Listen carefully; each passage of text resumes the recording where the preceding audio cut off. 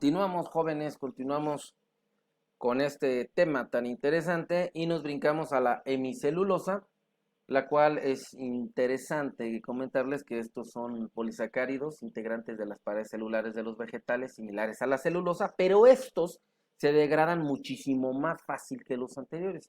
También es importante considerar que estos compuestos varían dependiendo de la edad y la variabilidad de las especies cultivadas y mejoradas. La hemicelulosa se caracteriza por ser una molécula con ramificaciones como lo es el ácido urónico, capaz de unirse a las otras moléculas mediante los enlaces que constituyen la pared rígida, que protege a la célula,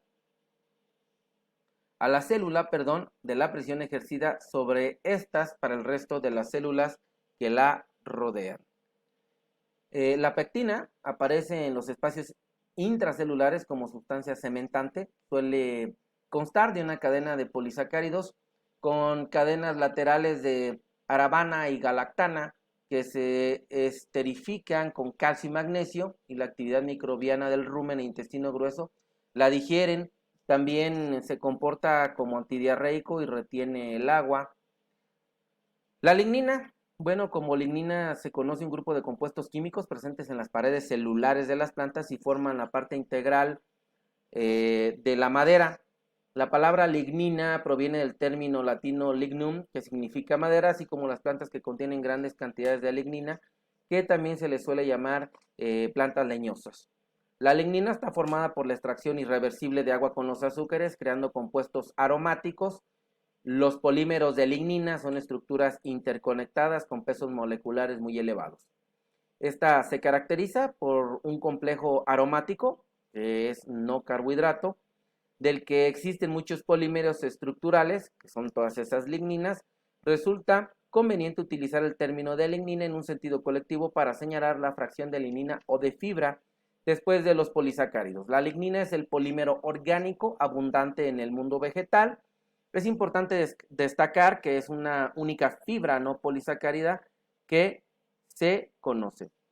Este componente de la madera realiza múltiples funciones que son esenciales para la vida de las plantas. Por ejemplo, posee un importante papel en el transporte interno del agua, los nutrientes y los metabolitos. Además, esto es lo que le ayuda a proporcionar la pared celular y actúa como un puente de la unión entre las celulosas de la madera, creando un material que es notablemente resistente a los impactos, compresiones y flexiones. Realmente los tejidos lignificados resisten el ataque de los microorganismos, impidiendo la penetración de las enzimas destructivas de esas paredes celulares. Por eso es tan importante reconocer y conocer la estructura química de la lignina. La molécula de la lignina es una macromolécula con un elevado peso molecular que resulta de la unión de varios ácidos y alcoholes fenilpropílicos, como son cumárico, cumarilico, coniferilico y cinapilico. La lignina es un polímero natural más complejo en relación a su estructura y heterogenicidad.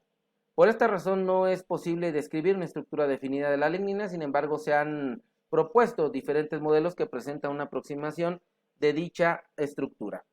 Las propiedades físicas de estas son polímeros insolubles en ácidos y en álcalis fuertes, que no se digieren ni se absorben y tampoco son atacados por microflora del intestino grueso. Si bien es cierto, pueden ligarse a los ácidos biliares y otros compuestos orgánicos, como por ejemplo el colesterol, retrasando o disminuyendo la absorción en el intestino delgado de dichos componentes. El grado de lignificación afecta notablemente a la digestibilidad de la fibra. La lignina aumenta de manera ostensible en la pared celular de la planta con el curso de la maduración. Es resistente a la degradación bacteriana y su contenido en fibra reduce la digestibilidad de los polisacáridos fibrosos. Para la digestión y absorción de los carbohidratos en los monogástricos es importante mencionar: el almidón es el único polisacárido altamente utilizable por los animales monogástricos. Y tanto este como los disacáridos presentes en la ración han de ser degradados hasta monosacáridos para poder ser absorbidos. La digestión y absorción del almidón tiene lugar en el primer tramo del intestino delgado, y la principal enzima que participa es la amilasa segregada por el páncreas junto con el jugo pancreático que actúa a la luz intestinal. Recordemos, la amilasa rompe la cadena lineal de la amilosa dejando libre las moléculas de la glucosa y la lactosa, pero no pueden romper las ramificaciones de los enlaces de 1 a 6 de la aminopectina, por lo que como primer paso de la digestión de los carbohidratos se genera en la luz intestinal la mezcla de glucosa, malactosa y oligosacáridos. Mientras que la glucosa se absorbe, los disacáridos y los oligosacáridos restantes son atacados por algún otro tipo de enzimas y, bueno, las glucosidas presentes en el borde de las microvellosidades intestinales y responsables de la hidrólisis final de los disacáridos. Los monosacáridos libres se acoplan a los iones de sodio y estos son transportados activamente en el interior de la célula absorbente. Este transporte activo es muy importante porque se realiza en contra de un gradiente de concentración, es decir, de una zona extracelular de baja concentración a otra de alta concentración en el interior de la célula. Por lo que se requiere aporte de energía en el proceso, el transportador tiene dos puntos de unión, uno al sodio y el otro al compuesto orgánico. Ya en el interior de la célula queda vacío y junto al sodio libre vuelven a atravesar la membrana quedando libre para formar nuevos complejos triples o puede repetir también el proceso como tal. Los azúcares absorbidos, que son las partes intracelulares, son transportados por la sangre y son llevados hasta el hígado por la vena porta como tal.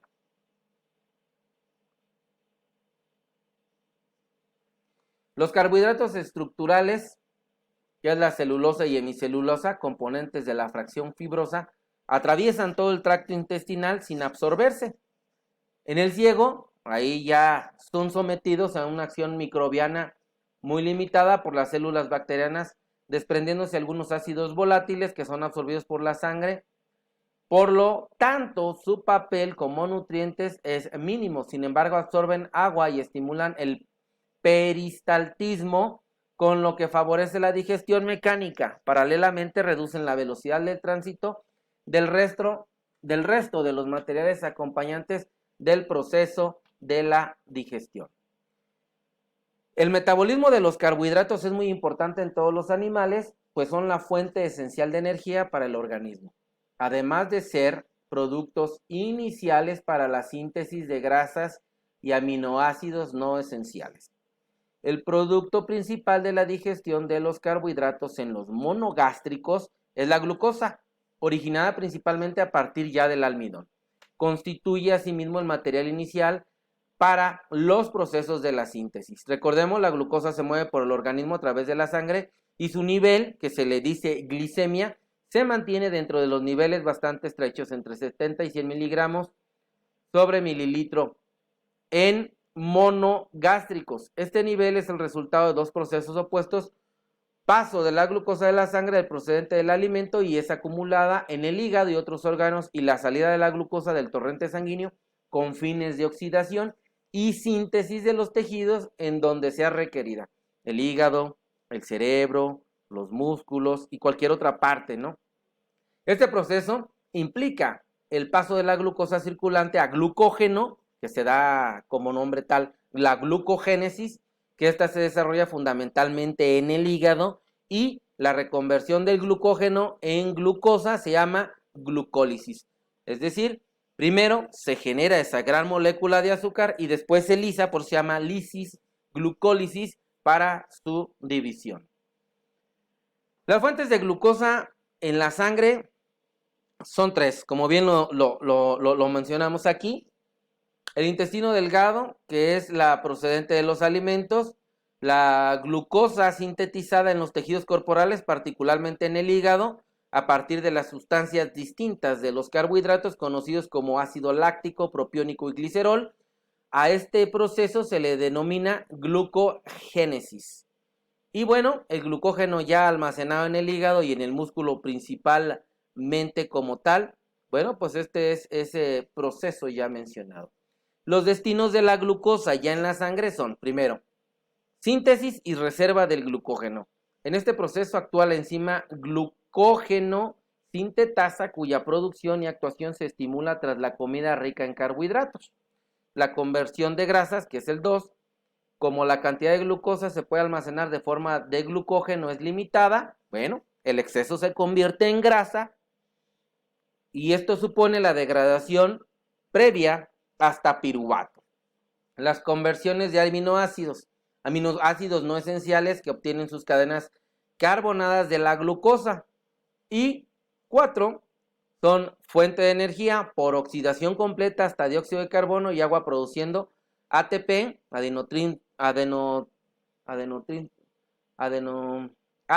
adenotrifosfato, como fuente de energía, y un mol de glucosa proporciona 38 moles de ATP. El metabolismo de los carbohidratos en monogástricos también nos indica todo este resumen de todo lo que viene sucediendo, de cómo del almidón se va dividiendo precisamente lo que pasa en el tubo digestivo, ¿no? Se da glucósida, disacáridos, glucósida A y B, y todo esto se transforma como tal en esas moléculas de glucosa que viajan en sangre, y obviamente tenemos también un mecanismo en el cual se da un equilibrio de glucosa en la sangre, y aquí participa para bien de esto el páncreas, generando dos tipos de hormonas, la insulina y el glucagón, el alfa y beta es conocido en los libros, y obviamente, bueno, eso va a alimentar ya sea ciertos tejidos también. Bueno, después de esto que tenemos el glucógeno, puede ser llevado al músculo para su alimentación, y ya sabemos que si hay un exceso precisamente de esto, se va almacenando como grasa y queda compuesto en lípidos en tejidos adiposos. Y bueno, en el ciego se generan, como ya lo vimos y lo mencionábamos, los ácidos grasos volátiles. El ciclo de Cori, que es importante, no lo mencioné con anterioridad, pero lo hago ahora. El ciclo de Cori es un mecanismo fisiológico por el cual las reservas moleculares de glucógeno sirven como aporte energético anaerobio para los músculos que trabajan cuando el aporte del oxígeno no es suficiente para la oxidación total de la glucosa. Así, la glucosa se convierte en lactato por glucólisis.